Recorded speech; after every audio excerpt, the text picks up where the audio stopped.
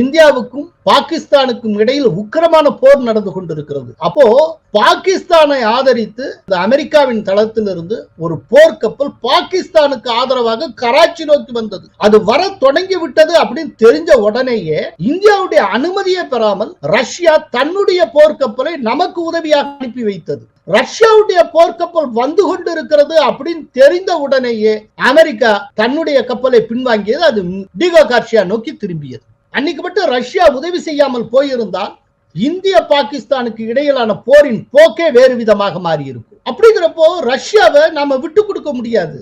America எவ்வளவு பழகினாலும் அது ஒரு வியாபாரியாக நடந்து கொண்டு இப்ப உக்ரைனுக்கு ரொம்ப நட்பு போல அது காட்டிக் கொள்ளுகிறது. ஆனால் என்ன செய்கிறது? அமெரிக்கா தன்னுடைய ஆயுதங்களை உக்ரைனுக்கு விற்று கொண்டிருக்கிறது. இன்னைக்கு அமெரிக்காவில் தயாரிக்கப்பட்டிருக்கிற ராணுவ தளவாடங்களுக்கு உக்ரைன் ஒரு மிகப்பெரிய சந்தை. ஆனால் எந்த எதிர்பார்ப்புமே இல்லாமல் உண்மையான நட்புடன் உதவக்கூடிய நாடு ரஷ்யா.